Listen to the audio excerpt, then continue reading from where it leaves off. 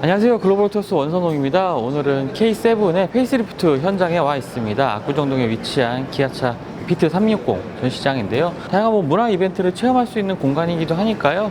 근처를 지나시다가 한번 방문하셔서 새로워진 K7 페이스리프트를 한번 확인해 보시는 것도 좋을 것 같습니다.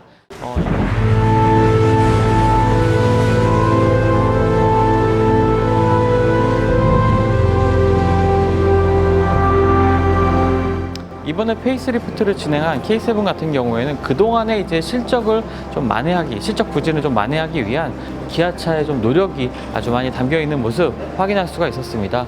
K7 같은 경우에 이제 2009년도에 K 시리즈 가운데서는 그냥 처음으로 출시가 됐죠.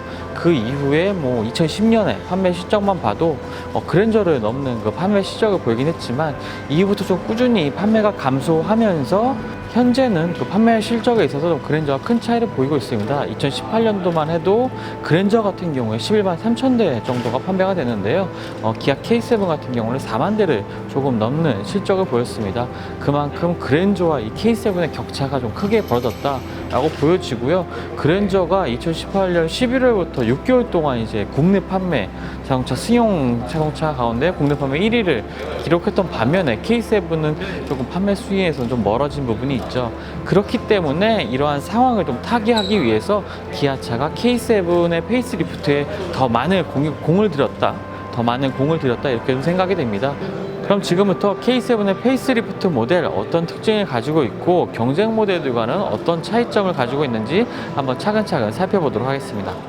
이번에 공개된 K7 프리미어는 3년 만에 페이스리프트된 모델입니다.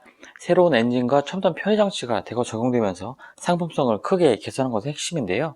여기에 새로운 디자인 요소들로 시선을 모으는 점도 특징이라고 볼 수가 있겠습니다. 먼저 디자인의 변화가 눈에 띄는데요. 렌더링 이미지가 공개되면서 새로운 이 주간주행 등 디자인에 많은 분들의 관심이 모이기도 했었습니다.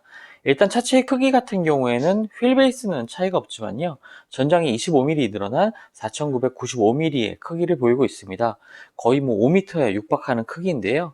전장 4930mm의 그랜저보다도 더 길어졌습니다.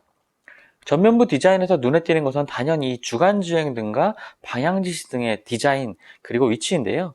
기존의 주간주행 등은 이 램프 상단에서 시작돼서 이 하단으로 내려오는 Z자 형태의 모양이었지만요. K7 프리미어의 주간주행 등은 램프 하단에서 시작을 해서 라디에이터 그릴 측면을 일부 감싸는 형태로 바뀌었습니다. 아무래도 기존보다 그 헤드램프의 크기가 더 얇아졌기 때문에 이렇게 디자인이 변한 것으로 보여지는데요. 음각 형태의 라디에이터 그릴 디자인은 크기가 더욱 커졌습니다. 기존에는 헤드램프 하단에 안개등이 있었지만 K7 프리미어는 방향지시 등만 이제 위치를 해 있습니다. Z자 형태의 크롬 장식이 안쪽에서 이렇게 튀어나온 것처럼 보이기도 하는데요. 영상으로 보는 것보다 실제로 보게 되면 상당히 입체적인 느낌이 강하게 느껴지는 디자인입니다. 헤드램프의 변화만큼이나 눈길을 끄는 부분이기도 합니다. 후면 디자인도 새롭게 변경이 되었는데요. 요즘 유행하는 좌우 리어 램프를 연결한 이 커넥티드 타입의 라이팅 디자인이 적용이 됐습니다. 하지만 사전 공개된 이미지를 통해서 보신 분들도 있겠지만 이 가운데로 갈수록 점점 간격이 좁아지는 이 점등식 그래픽이 특징이기도 한데요. K7 공개 현장에서도 이 부분에 대해서 좀 호불호가 나뉘기도 했습니다. 저는 오히려 최근 유행하는 이 비슷한 커넥티드 리어램프 디자인 속에서 좀 더 차별화를 하려는 시도로 좀 보여졌는데요. 길에서 뒷모습을 봤을 때, 새로 나온 K7이구나 하고 좀 생각할 수 있는 시도, 이러한 변화라고 좀 보여집니다. 실내에는 12.3인치 디지털 계기판, 그리고 대시보드 상단에는 같은 크기의 터치 디스플레이가 적용이 됐는데요. 디지털 계기판으로 바뀐 만큼 최근 소나타에도 적용이 됐던 후측방 모니터링 기능도 사용할 수가 있고요. 기어 노브의 경우에는 스티어에도 적용이 됐었던 이 전자식 변속 레버가 장착이 됐습니다. 펠리세이드에 적용되었던 버튼식 변속기의 경우에 조금 소비자들에 따라서 호불호가 있었는데요. K7은 기어 노브 형태의 변속 레버를 유지하고 있습니다. 현장에서는 확인할 수가 없었지만 이 전자식 변속 레버는요 2.5 GDI 프레스티지 모델 그리고 디젤 모델에는 좀 적용이 되지가 않습니다. 전체적인 실내 디자인은 기존 K7에 비해서 세련된 이미지를 보여주고 있습니다. 이전에는 디스플레이 창 좌우로 송풍구가 위치해 있었는데요. 이것이 대시보드 하단으로 내려오면서 중심점을 좀 잡고 있습니다. 공조장치의 버튼들도 누르기 편한 오르간 타입으로 변경이 되면서요. 형태도 좀 고급스럽고 누르는 감도도 좋은 형태로 바뀌었습니다. 기아의 인포테인먼트 시스템인 유보에는요, 새로운 기능도 더해졌습니다. 바로 자연의 소리라는 기능인데요. 듣고 있으면 뭐 안정감을 주는 소리들, 예를 들면 뭐 장작불이 타는 소리나 물소리, 새소리, 뭐 심지어 백색 소음이라고 하는 그 사람들의 카페에서 웅성거리는 소리까지 다양한 소리를 들을 수가 있습니다. 음악이나 라디오도 좀 지루하고 차 안에서만이라도 스트레스 없는 환경을 만들고 싶을 때 마음에 안정을 주는 이런 소리들이 좀 도움이 될 것 같습니다. 하지만 사실 솔직히 말씀드리면 운전을 하지 않는 게 가장 스트레스 안 받는 일이 아닐까 하는 생각도 들기도 하고요. 또 지난해 기아차가 국내 최초로 선보인 홈투카 기능에 이어서요, 카트홈 기능을 국내 처음으로 K7 프리미어에 적용을 했습니다. 집과 자동차가 쌍방향으로 네트워크로 연결되는 건데요. 운전자는 차 안에서 이 집안의 조명, 뭐 플러그, 에어컨, 보일러, 가스 차단기 같이 홈 IoT 기기들을 작동할 수가 있습니다.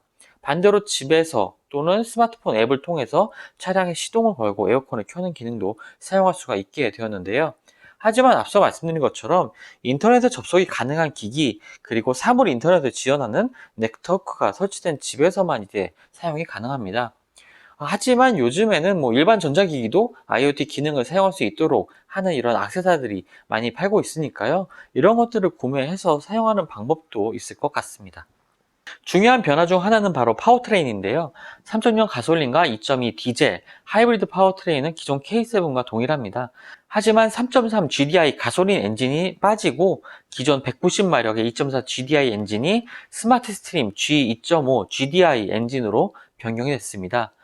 스마트 스트림 G2.5 GDI 엔진은요, MPI 엔진과 GDI 엔진의 장점을 가져온 엔진입니다.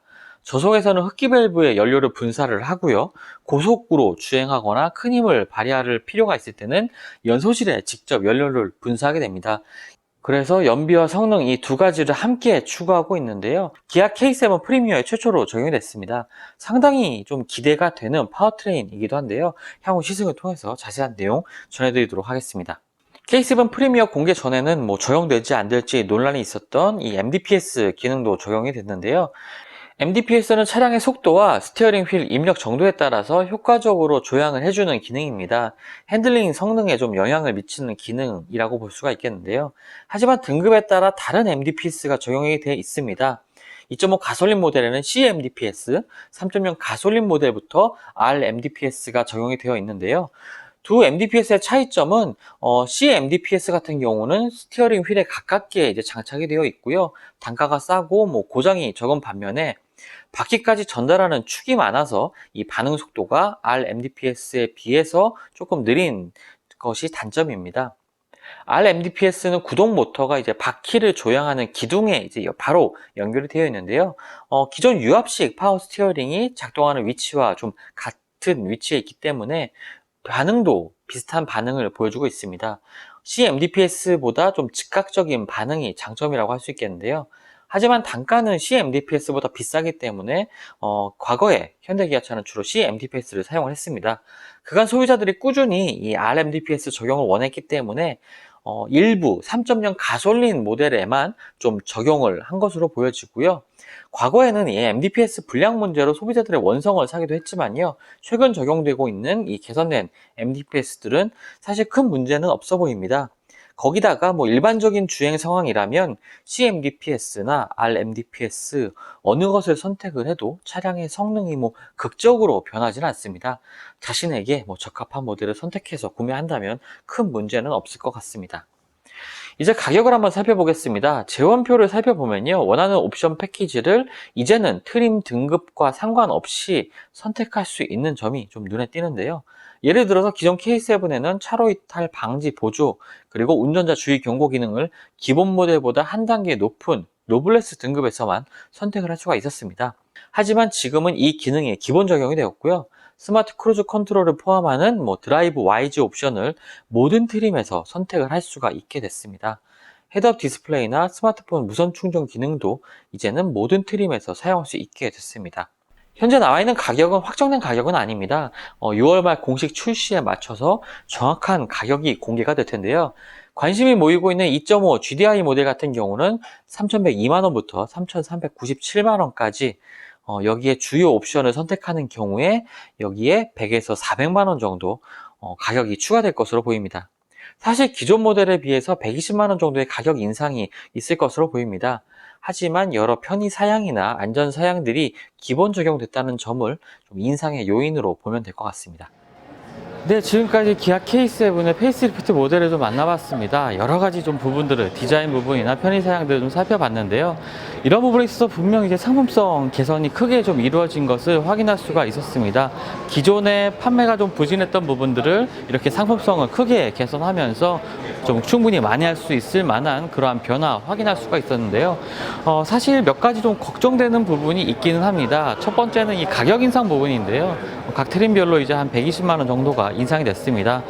상품성 개선의 폭을 봤을 때도 뭐 어느 정도 수용이 될 수 있는 만한 그러한 가격 경쟁력을 가지고 있던 것은 맞지만 그래도 어느 정도 가격 인상을 피할 수 없었다는 부분, 그리고 또 한 가지 좀 결정적인 좀 걱정되는 부분이라면 하반기에 출시될 이제 그랜저의 페이스리프트 모델입니다. K7이 이제 이번 페이스리프트를 통해서 크게 상품성을 개선했지만 그동안 6개월 가까이 이제 국내 시장에서 판매 1위를 해왔던 이 그랜저의 아성을 과연 페이스리프트 된 그랜저가 출시를 돼도 좀 유지를 할 수 있을지, 이런 부분들이 좀 걱정이 되긴 합니다만, 일단 지금 봐서는, 지금 현장에서 이 변화된 모습을 봐서는 많은 소비자들에게 아주 좋은 인상을 남길 것 같다라는 좀 평가를 해볼 수 있을 것 같습니다. 앞으로 좀 그랜저의 페이스리프트 모델이 나와도 K7만의 독창적인 디자인이라든지 아니면 편의 사양들을 바탕으로 해서 경쟁 모델들과 충분히 싸워볼 만한 힘을 갖지 않았나, 이렇게 생각이 됩니다.